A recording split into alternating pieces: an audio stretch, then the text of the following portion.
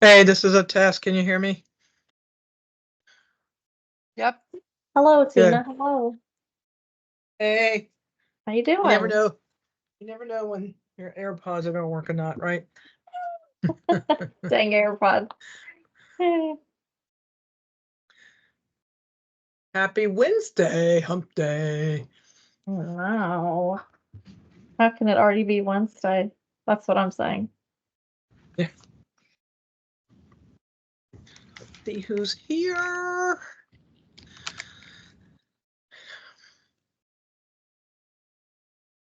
Jeffrey, Casey, Laurie.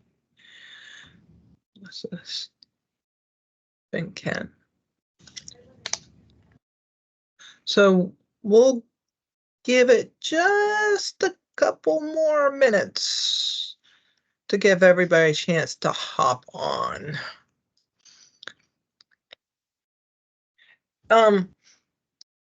Melissa, do you mind putting the minutes up while people hop on, that if people need to look at them?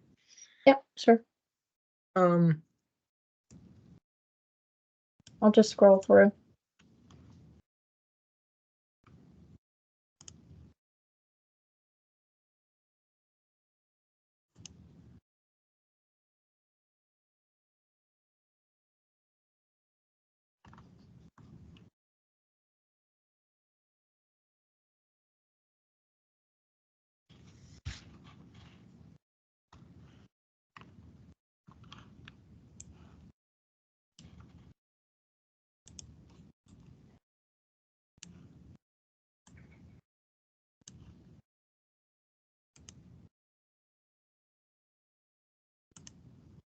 so I'll probably give to 1:35 before we start.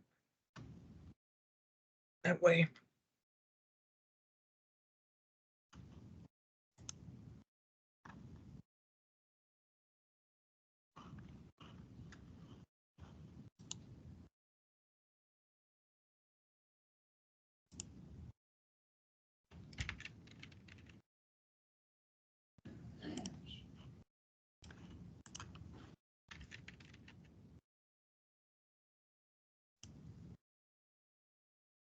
All right.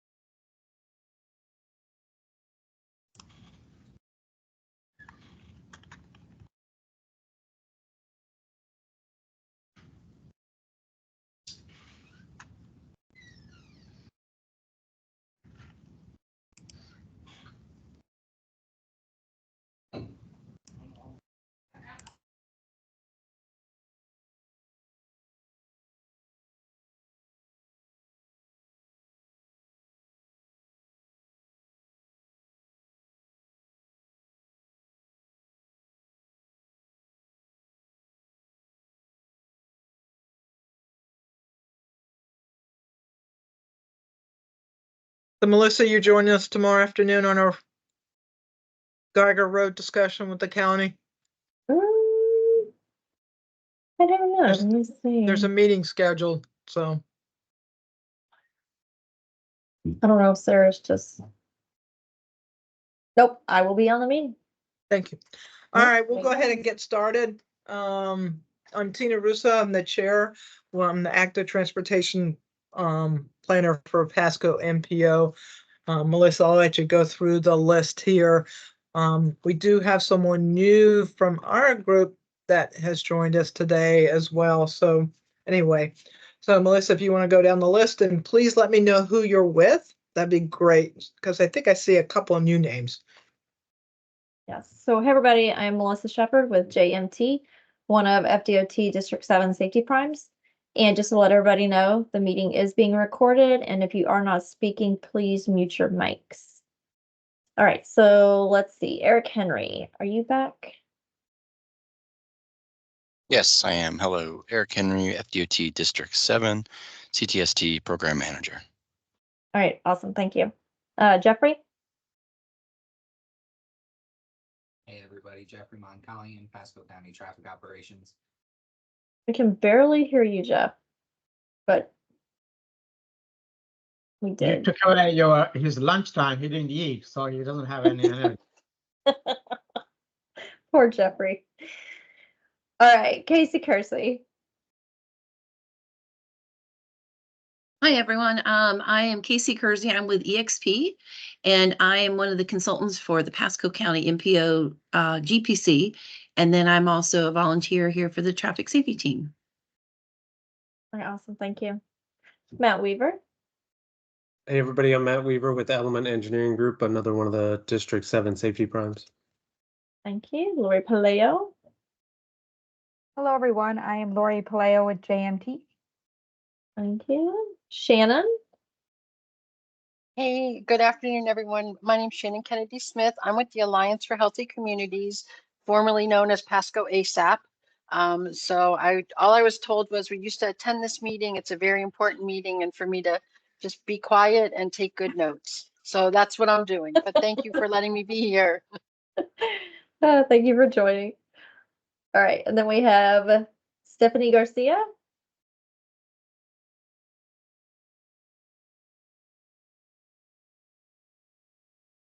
Maybe she's having some mic issues. I don't know.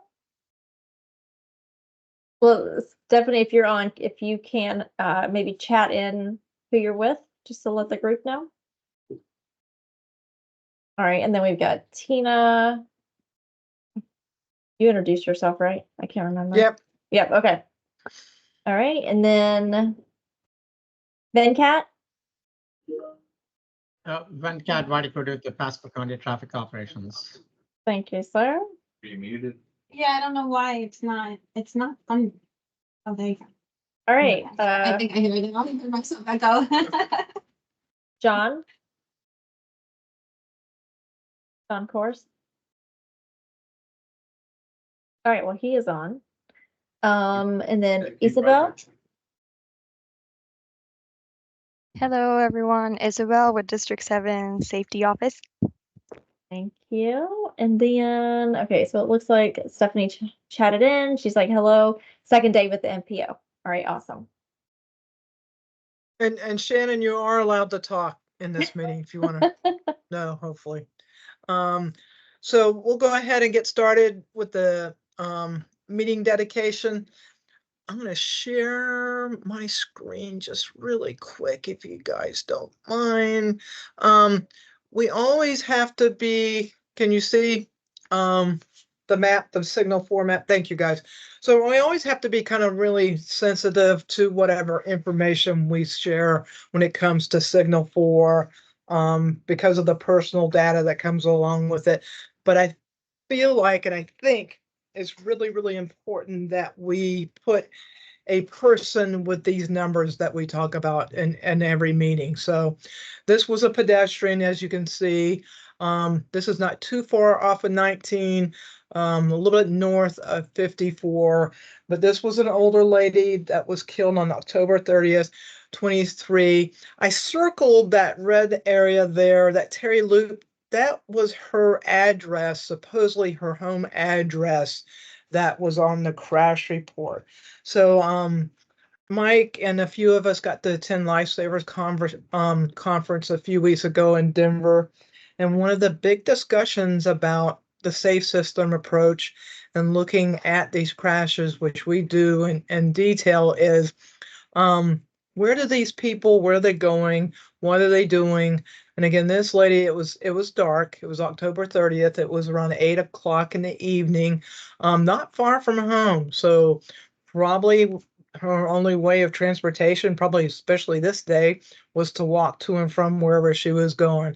But it was a hit and run crash and was killed there. I don't want to give names, but again, we're dedicating this meeting to this person who lost their lives trying to get from point A to point B from her home and was killed as a pedestrian. And this is a side street. This is not 19. This is not 54.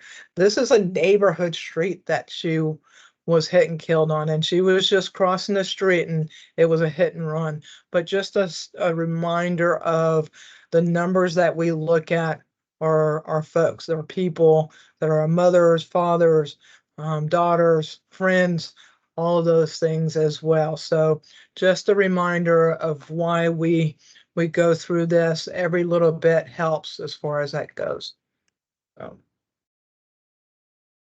And that's it for the dedication. We will go to, let me get to my agenda.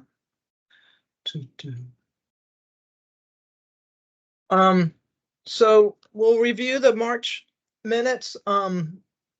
Melissa had them up for a little bit while we were waiting for everybody to hop on, but we would like to have someone review and approve the March minutes.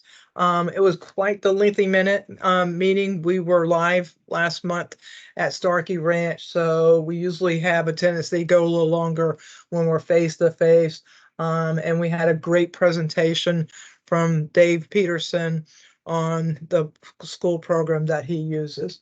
But if you get a chance, please look over the March minutes and hopefully we can get someone to approve them.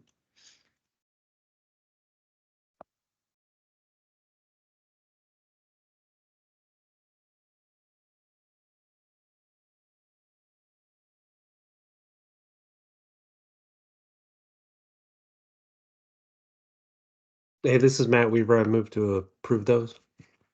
So Matt approved. Anybody second, please? Johnny Coors will second. Thank you, Johnny. All those in favor, I'm assuming aye. If there's someone that's not, just let us know. So we have those approved. We're going to go ahead and go to the problem locations.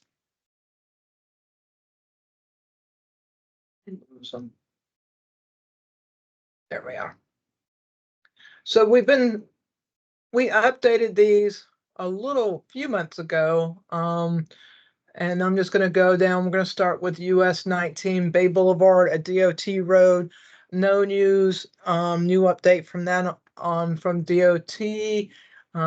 Like Johnny said last month, we are seeing some improvements on 19 and a couple of other locations, as well as those future mid blocks. A couple of them are in beginning stages of construction. US 301 in Chansey, I think, was it Matt, was it you that gave us the update on what was being done? Yeah, the construction's well underway because we had gone out to try to get some before, quote unquote, revision to the right turn modifications or right turn channelization configuration. And construction is well underway. So if there's any engagement going on, it would probably be a good time just with the work zone and all the focus on work zone safety as well. Okay. I know this is a very busy intersection and it's only going to get busier with what industrial wise is going into the east on Yep. Chansey as well. So And continued development everywhere. yeah. So so good update on that in the positive way. Dorothy Road in US 301, no new update, but Zephyr Hills is in quite a bit of work as we speak, on their own. And as in case you can add anything if you want, as well as our long range transportation group is out there today with a stakeholders meeting and a workshop for the LRTP. So a lot of work going on in Zephyr Hills as well. On top of this. Tina, they had their mobility meeting last week. The grant that they won, and they had a really good turnout. I think almost 50 people came out for their citywide transportation mobility meeting. And how many helmets? Yep. I fit 12 helmets at that event. Yep. Good. I think we had at least one. Pastor Jen, are you the only? I think Pastor Jen's the only one that hopped onto. I think she's the only other. Introduce yourself, Pastor Jen, real quick. Sure. Pastor Jen Kerouac with Shady Hills Mission Chapel. Thank you. So, and then we have Seven Springs. Nothing new on that. Again, that was a mic question.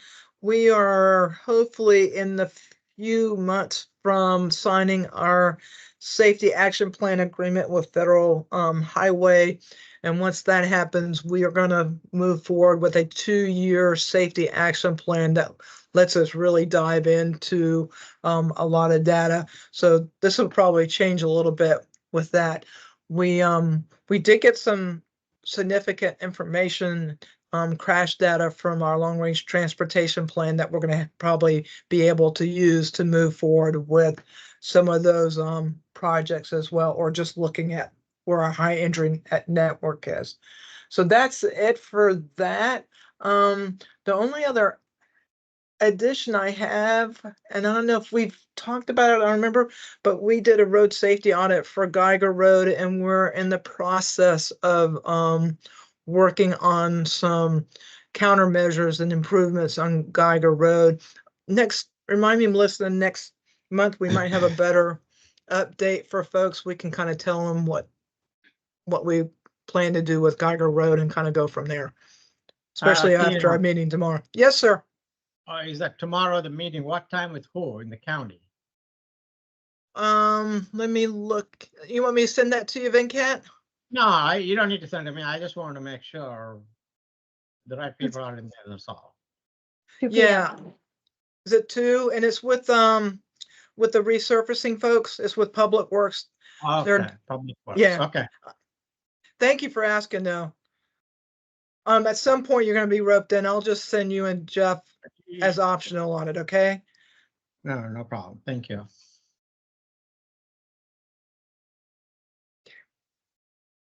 So moving on to, I'm going through 3 screens here, so it's Oh, no. having fun tracking you guys. So and then thank you. So old business, we did that. Problem, new business, education, just a couple of things. Especially with Casey's help, we've done those helmet fit programs as well. We did the crossing guards and the PE teachers for Pasco County. Pasco County School did a really neat video on it. And they're getting ready to launch a 3-minute bike safety video that they're going to use in their homeroom time frame, because it's really hard to get those kids into a classroom situation and listening in a classroom situation. So they've come up with like a real quick 3-minute video that they're going to show in homerooms that kind of goes over the just really the needs to know, quick and simple. Wear a helmet, be seen, and kind of from there. But that's what the school, Pasco School, has been doing as well. The poster contest that Safe Kids did, and I'm going to take their thunder for a little bit, had really great turnout as well, which last year they only had 2 kids from Pasco schools do this bike safety poster contest, and they had a huge participation in that. I might share some of those next month, and as far as that goes, we might use some of those for some of our public safety announcements or PSAs, and for maybe we'll throw some on the Tampa Bay traffic safety page too as well, if I can finagle it. But some great things that Safe Kids and the school system's trying to do here locally as well. Casey, anything else you want to add? No, just that we're getting a chance to really get in some communities that are helpful. We did the Dade City one on March 25th, and we fit 47 helmets, multilingual, all races, came to the one stop there that is run by IFAS, University of Florida. And they did a great job getting that on the news. It was posted that morning on all the news channels of upcoming events. And then we've done Zephyr Hills, their mobility workshop. And then Teen, like you said, you're starting the conversation for us to get into Lakuchi, which is great. Don't see Brenton or Julie or anybody on Brenton is here. Oh, Brent, sorry, Hi. Brenton, you must have snuck on. I did. I was just a couple minutes late. Sorry. So this Okay, is Brenton you're- Mosier. I'm Brenton Mosier with USF Cutter. So we don't have a whole lot going on in Pasco County right now. we are running a work zone awareness geofencing campaign. So we have a little online quiz. You might see it on social media or on your devices. So last week was Work Zone Awareness Week. And so we are trying to, make people aware of some of the laws and safe behaviors as pertains to work zones. And are you going to kick off in May the law enforcement? We are working on the contract, so they are hoping for May, but nothing is set yet. Okay.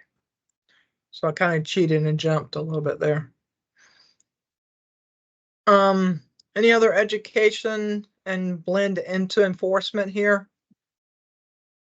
I could just, if I could, under new business, make a suggestion. And I'm happy to, open the door to the conversation, but,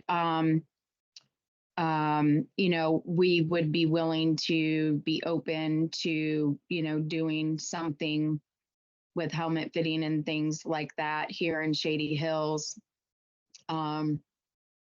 Just because, it's a little bit of a unique situation with not having the sidewalks and things. There's just a different element, a more rural element. So, we would be happy to, help set something like that up in collaboration for sure.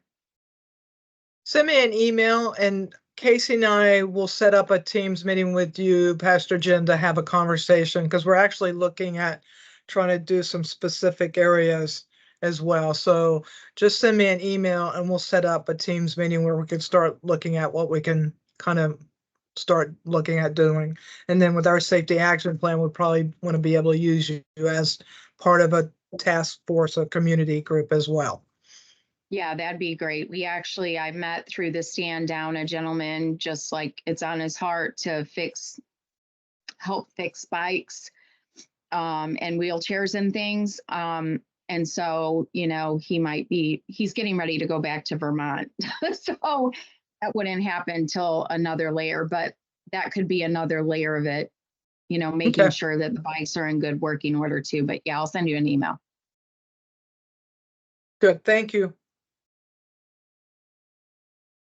Any other enforcement before we move on to engineering?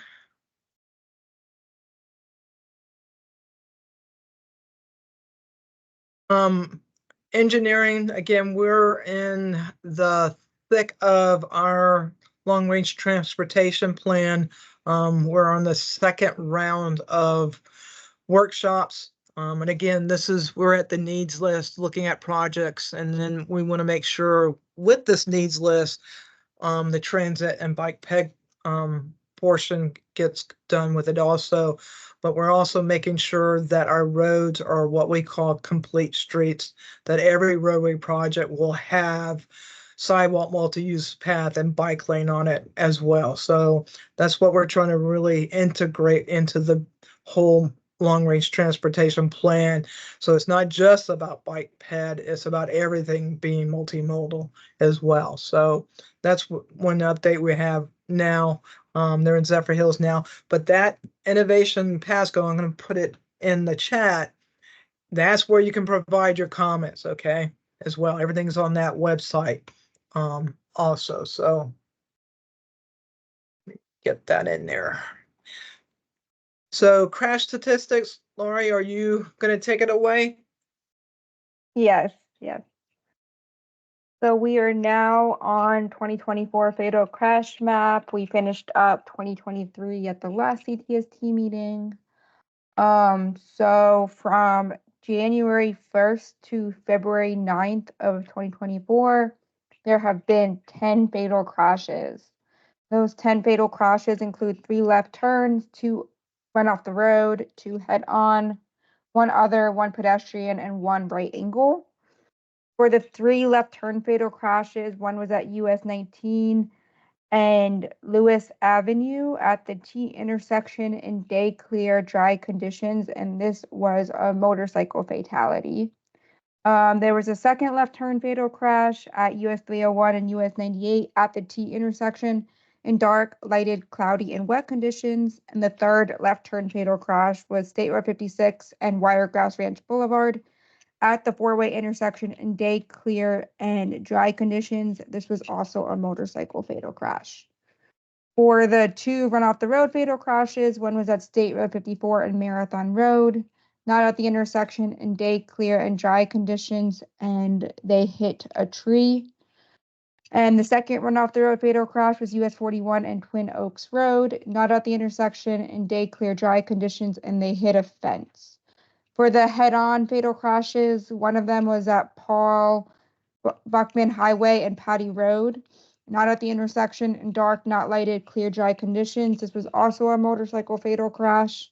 And the second head-on fatal crash was Bellamy Brothers Boulevard and Miller Road, not at the intersection in dark, not lighted, clear, dry conditions. The other fatal crash was at Bellamy Brothers Boulevard and Paloma Lane, not at the intersection in dark, not lighted, clear, dry conditions. Another motorcycle fatal crash. The pedestrian fatal crash was Old County Road 54 and Wood Trail Boulevard at the four-way intersection in dark, not lighted, clear, dry conditions. And the right angle fatal crash was at Coates Road and Chancey Road at the four-way intersection in day, clear, and dry conditions. As you can see in the mode of travel graph on the left, motorcycles represent 40% of the fatal crashes in 2024. So we are high with the motorcycle-related fatal crashes. In the same time period in 2023, there were also 10 fatal crashes. So we are at the same number as we were last year for fatal crashes. And that is everything. So the two on Bellamy Brothers were a day apart and they were both at nighttime, correct, Lori? And one was motorcycle? Yeah, so one of them was, I was making sure I wasn't muted still. Bellamy and Miller Road, that was in dark, not lighting conditions, and that was a head-on. And then the other one was a motorcycle at Bellamy and Paloma at nighttime. So yeah, they were both at nighttime, and one was motorcycle related. We've elevated Bellamy Brothers on our list of priority projects to the top 10 and hoping to get funding for the safety improvements on Bellamy. So that was the southern part, which is kind of unusual. Most of our crashes have happened on the northern part. So, but none of them good.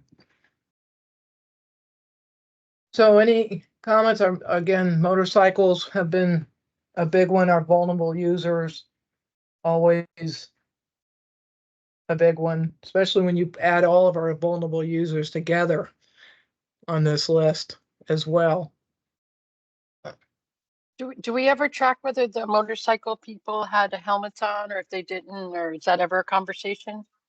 So we can look at Shannon, we actually look at these crashes in a lot more detail. And with these, we would just have to look at and see if there was helmet use or not helmet use. The ironic thing when it comes to vehicle crashes, we see a lot of non-seatbelt use, especially in the fatality rate, which is really hard to believe, but there's a large number of folks in that fatality range when it comes to vehicle crashes that aren't using seatbelts, unfortunately. So hard to do, I know, but most of them are older vehicles. At Lifesavers, one of the conversations that was really interesting, the average age of our vehicles on our roadway is 12 and older, which is really hard to understand the average age as well. But when you think about people not wearing seat belts and then being in older vehicles, they don't have those bells and whistles that drive you nuts to put your seatbelt on and leave it on. So, but I was really surprised that that statistic of 12 years and older is the average age of vehicles on the roadway in the United States. So. Anything else on our crash stats? Any other calendar updates, activity reports? I had one, and then we and Mike, if he was here, we did the Battle of the Belts for Safe Kids, where we went to several schools and did some counts on seatbelt use with our high school students. Very, very interesting survey. We're doing the pre and we're going to do the post, but just really surprised at all of that. The tinting of the windows, again, how many older cars the kids weren't wearing seatbelts, and it's really hard to see if they are sometimes, and especially if they're laying down in the seat. But I was really surprised at what I saw just doing that pre-survey, and we're going to do a post-survey, and then that information is going to be divvied out because there were several high schools that folks surveyed. Go ahead, Melissa. Did you do it? No, I just have some questions. Like, do the kids know that you're like this is going to be a big event, or is it just like there's people there and now we're like peeking in windows to see like a true? You know what I mean? Like, are you doing this just because of the contest?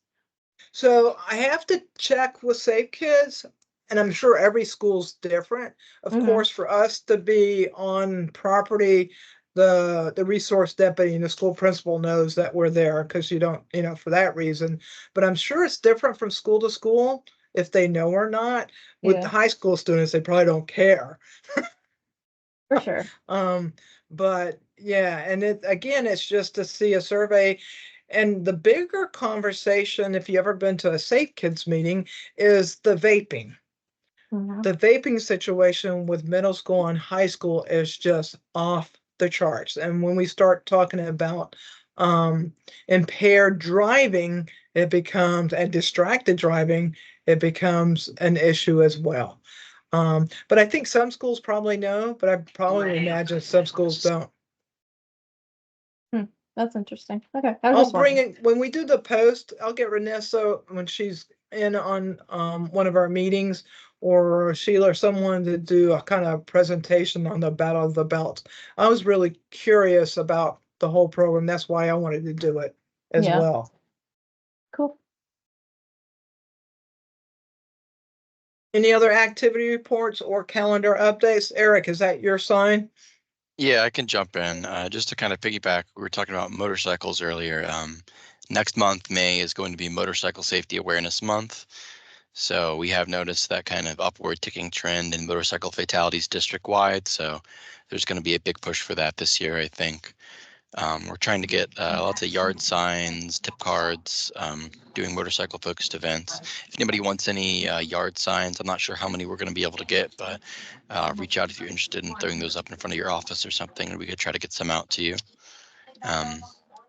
Not sure what all we're going to have planned for the month of May for motorcycles, but like I said, I'm assuming it's going to be a pretty decently sized push. So keep your eyes and ears peeled for more info. I know that DOT just did a huge event, Mike and George, at Quaker State, that big motorcycle event in Pinellas. They did a big outreach. Friday, Saturday, and Sunday. Big outreach there, which is great. Anybody else on activity reports? We kind of did all of fatality tracking already. Melissa, you want to go ahead and hopefully do an HISP update for us? Yeah, the portal is open. We're accepting applications. I know we're gonna probably be discussing this tomorrow for the Geiger Road meeting, just to see what sort of countermeasures may be available for that. But if you have any questions, if you need to have a side conversation, let us know. We can get on a chat and discuss any HSIP stuff.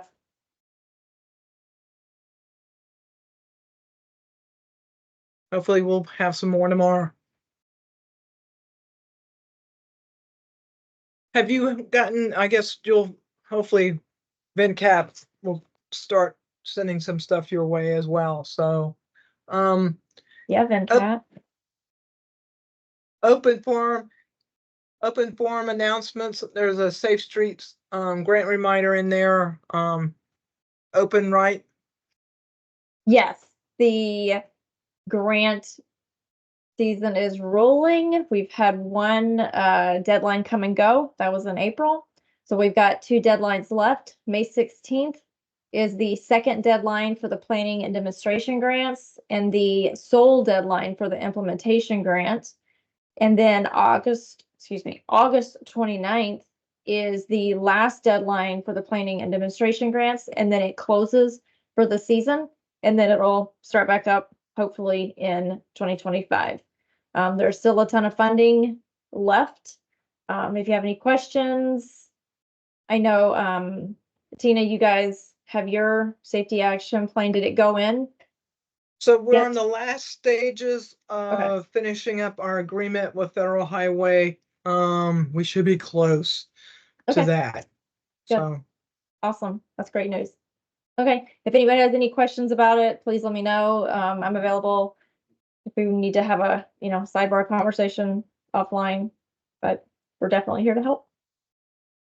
and then Gulf Safe Street Summit will probably be happening in October in Hillsborough, with the Pedestrian Bicycle Coalition group.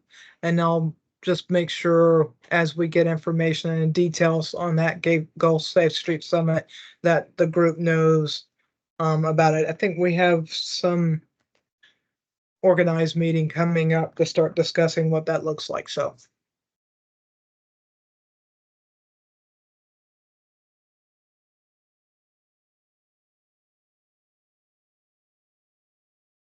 any other news details? Our next meeting is on there for May 22nd. Shannon wanted to be included on the meeting invites. If I could, we also are doing a free event, May 30th, at Main Event in Wesley Chapel. It's going to be from 5 to 9. I can send you the flyer. For some reason, I can't put it in, but it's just free for kids and guardians or parents, any age till 18. They do have to register on Eventbrite, but we wouldn't turn anybody away, but it's all free. We're doing a number of those events throughout Pasco County. We did one here last month at Spin Nations. We're going to do one in Wesley Chapel, and then the next 2 are going to be over on the east side. I'm happy to partner with anybody if they wanted to do anything with helmets there or anything we can do to help you guys in any way, shape, or form. Please reach out. I really seriously was told it was a very important meeting, and to make sure you guys know that the Alliance for Healthy Communities supports all that you're doing. So just wanted to make some announcements on some free stuff that's going on for the kids and families. Janet, do you have a website or anything that you can put in the chat? Yeah, I can do that right now. It's on empoweredcommunities.org. I'll go do that and put it in Okay. the chat for you guys. That'd be great. Thank you. I know this is Pastor Jen. I know I jumped in, so if it's out of order, I apologize. But since we're in an open forum, hopefully it sounds like, we've got all that development going here on Shady Hills Road, and it wouldn't be a good and proper meeting here if I didn't bring it up at least one time. I'm just kidding. But in all honesty, there's issues. I'm going to put in today an issue at 52 and Shady Hills Road. That light is running very quickly, and there's been, some accidents. I mean, some of the accidents I only know because it's in my my group, the private group for the community I live in. And a lady was rear-ended by a dump truck, and the dump truck left, and so I think there's some undocumented stuff, but I think a lot of that might be able to be fixed by, hopefully by the timing of the light there at 52 in Shady Hills Road, because it's backing up. It's like backing up past, what is that? The classical prep from 52. It's backing all the way up past classical prep, like north of classical prep. So, we knew kind of this was going to be going on. A lot of it's, dump trucks, but a lot of it also is, as parents are picking up their kids from school, you know, and so the timing, I know the other day I even went later than school pickup, and I was there. I went through at least 10 traffic cycles that I could see. So I didn't know if there's anybody here that can help me kind of, you know, at least shed some light on that with regards to at least that traffic signal. We'll look It's- into it. Go ahead, Venkat. Thank you. This is Ben Kennedy with the traffic operations, 52 on Shady Hills. I think the contractor has some issues. Couple of days back, I think it was resolved as far as I know. We'll definitely look into it and see if there is anything we can assist until the complete widening project is done. So last night when I left, the church, it was either last night or the night, it might have been Monday night. So that would have been like 9 o'clock at night. And, you know, like I said, I mean, there was maybe 2 or 3 cars in front of me and I didn't make that cycle. So that was Monday. And then last night when I, to be honest, I took the other way. I took the long way around because I just know it's a problem. And I talked with Captain Roach yesterday, and she experienced it, I believe, yesterday, waiting after coming south on Shady Hills Road. So, I mean, hopefully they're working on it, but you know, my concern really is too the accidents. Like, if it's hopefully a solution with just that traffic light, you know, I really hope that would be a great thing if it was just that. Yes, we'll look into it and we'll communicate with the Tina so that she can send out the information if we find anything, if we take care of it. Okay. Thank you very much, Venkat. Venkat. Thank you.